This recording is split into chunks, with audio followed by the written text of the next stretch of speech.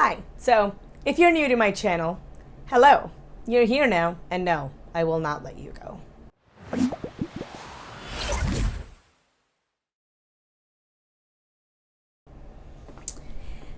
So, friends, welcome back to another video on my channel. This will be a quick one, just a quick thing I wanted to address from just like a couple of videos ago. This is a stylistic choice. I do not have a scar. Thank you to all the people who've said it's looked nice. Thank you to also all of the people who said that I looked weird. Both of your comments are equally appreciated. It'll grow back. It's just hair. I'm trying it out. Anyway, let's move on from that. Today's video, as you guys are probably already aware of, is about the really quick thoughts on the Joey Garceffa Escape the Night and Gabbie Hanna situation. Just really quickly wanted to throw out my thoughts there. Joey Garceffa literally just uploaded his video. If you guys aren't aware, Gabbie Hanna was part of Escape the Night seasons 2 and 4. Joey Garceffa and her had been friends for a while. He'd had her on in season 2, so he'd invited her back for season 3.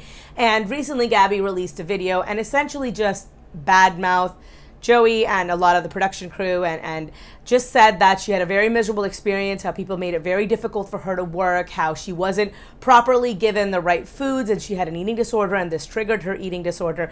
And I just wanted to put out a couple of things really fast. So I've talked very briefly on my channel in regards to other creators that I myself have and mild eating issues. I wouldn't go as far as to say that I have an eating disorder. I've never been formally diagnosed, but I do have emotional eating issues. I have issues with occasionally binging. In the past, that was an issue for me, super binge and then really, really restrict. I think the longest I have ever done anything like that was 28 days where I didn't eat anything, and eventually the reason I stopped was because I was so incredibly cold that I was shivering like this.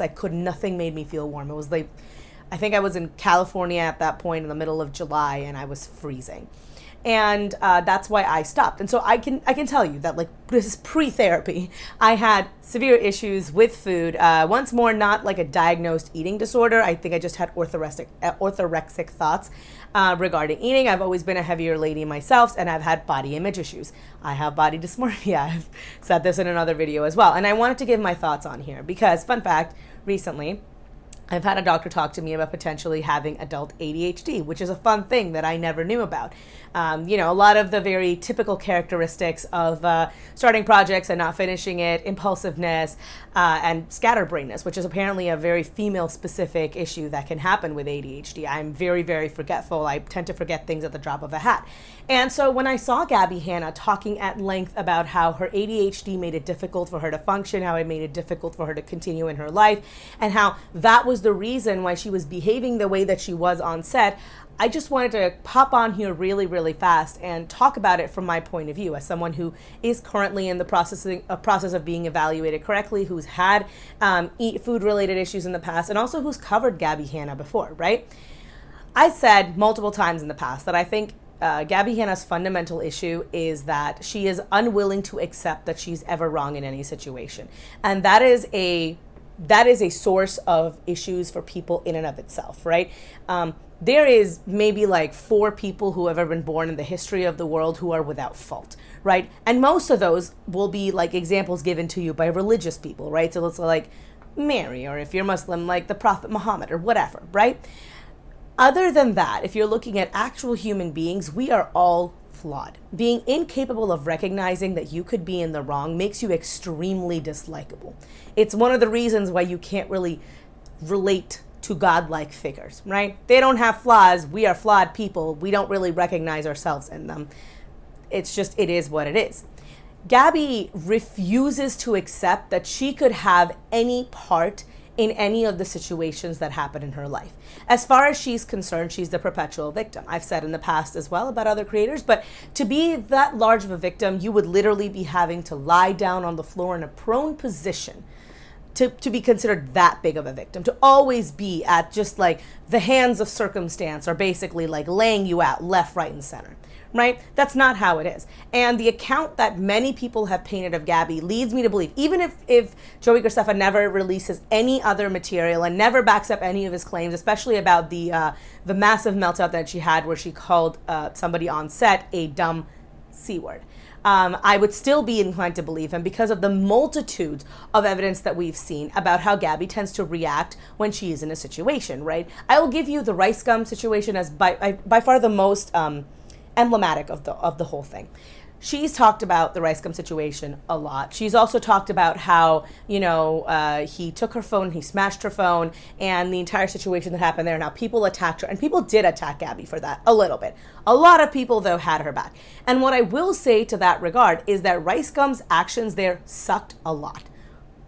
That said, she was A, harassing him at a party, and B, she went on later on in her statements to say that he like grabbed her arm and he twisted her arm and he held it down to the ground. A ton of people who were there came out and said that, yeah, he essentially just grabbed their phone out of her hand and smashed it on the ground. It's still assault and he's still a garbage person and I still extremely dislike him. But that's a mile and league apart from what she described in that situation. And she has a propensity for doing this in everything, right? She can't admit that she was being a little bit obnoxious in that situation. So she has to make herself look even better. She has to be like, well, he held me down to the ground. He had my arm twisted behind my back. That's like some Tana Mojo level of exaggeration bullshit, okay? And then you look at the Kenzo Cosmetics situation. And I know these are old issues, and right now there's a lot that's happened since then with Gabbie Hanna. The reason I bring them up is because who you are in the past is the biggest indicator of who you will be in the future.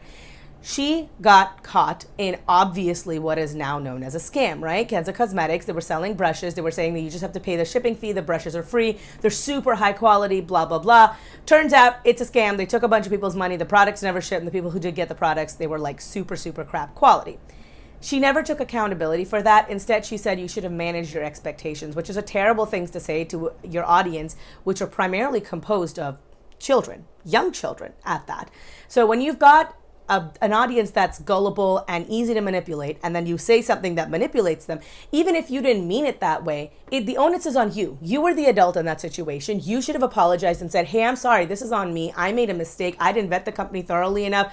I thought that for the price they were good, but maybe I miscommunicated. And entirely possible. I genuinely believe that in that situation, her intentions were not malicious. I think that she got a little bit maybe taken advantage of. She didn't see past the money that they were offering her, and she didn't realize that it was a scam, which is fine. It can happen to people. It's happened to people in the past. It's one of the reasons why I'm so hesitant to ever advertise anything on my channel. And for as small as a channel as I have, it's like not even a micro influencer, right? I still have had multiple people reach out to me to be a brand ambassador, right? I'm not interested because I can't vet these companies thoroughly enough. A lot of them are very small. They're not like Sephora isn't reaching out to me, right? And I don't want to give a platform to somebody who could potentially take advantage of my audience. So she could have just come out and said that, but she is incapable of recognizing her own faults. She is incapable of taking accountability for her part in any situation. And that's where you get to the situation like the issue with Joey Garceffa. Having mental health issues, having ADHD, having an eating disorder doesn't mean that you can treat the people around you like shit, okay? I have been to events where I didn't tell a lot of my friends initially when I was having issues and I got into therapy and I was trying to work through my own problems. And essentially what I did was that I would just take my own lunch. I would pack myself a little lunch and I would take it with me wherever we went. We went for a picnic, we went to something, and people would give me little weird looks every once in a while, but I would just say, no, I'm not like feeling that right now, but I still wanted to come and socialize with everyone. The onus was on me, right? Your mental health is not your fault, but it is your responsibility, right? My orthorexic eating issues were my problem, right? So, if I have ADHD concerns, if I have ADHD symptoms, then that's on me. There is a ton of people who have ADHD. Adults, by the way, ADHD. A good example of this would be Jen Love Reviews, who was very recently diagnosed and started taking it. And you know what? She hasn't blamed a single thing she's done in the past on her ADHD. She could have, right? She had an entire falling out with when she covered the video that Representative Alexandria Ocasio-Cortez did. She covered the video on her channel. She got a lot of backlash for it. She didn't blame her ADHD for it. If I'm not mistaken, Colleen Ballinger, who was also on set for season 4, also has ADHD. She didn't blame any of her issues on ADHD. I'm telling you right now, I am currently being evaluated. None of my issues, I mean, my own personal life issues might be some of like contributed to them by ADHD, but they're all still my fault. I'm adult enough to recognize that, hey, if my memory is shit, I can make a note and I can leave it for myself so I'll remember later, right? If I understand that I'm bad and I don't tend to follow through on my projects, that maybe I should have partner or somebody else in my life double check for me to make sure that this is something that I can take on if I don't feel capable of doing it myself. Just because you are incapable of holding yourself accountable doesn't mean that it's automatically everybody else's fault. Last but not least, a lot of people have come forward and talked about how verbally abusive Gabbie Hanna can be when she doesn't get her way. There have been a few people who have made videos about it, and it doesn't surprise me at all that if she didn't get her way, that she would essentially throw a temper tantrum and call somebody else a C word. So I'm not at all surprised by this. I'm really glad that the people who've spoken up have spoken up, and I'm looking forward to, I'm thinking of the Twitter handle, Mr. Pareda, but I'm not like, I can't remember the name of the actual channel. I'm looking forward to seeing their video come out as well, because I want to see what he has to say in this whole situation. Daniel.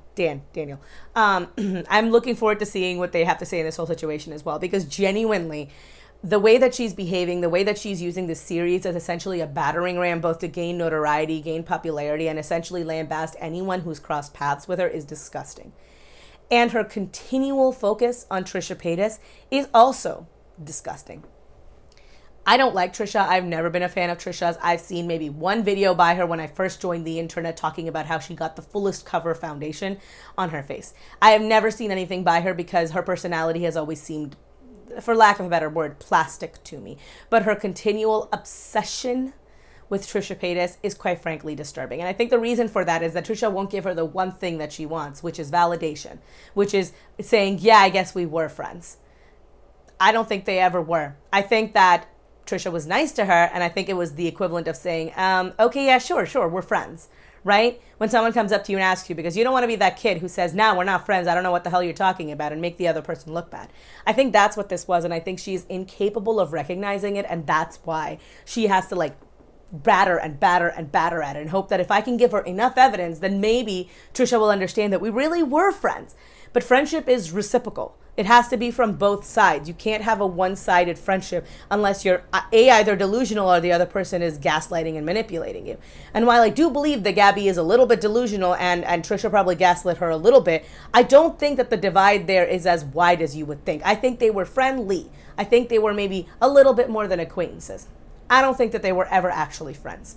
And I think that if Gabbie had people in her real life who were actually real life actual friends, she would recognize the difference there. Because I can tell when somebody is being fake friends with me, right? Because I have actual friends and I know how they behave. So I don't think Gabbie has anybody in her life right now that can tell her the truth that she wouldn't cut off.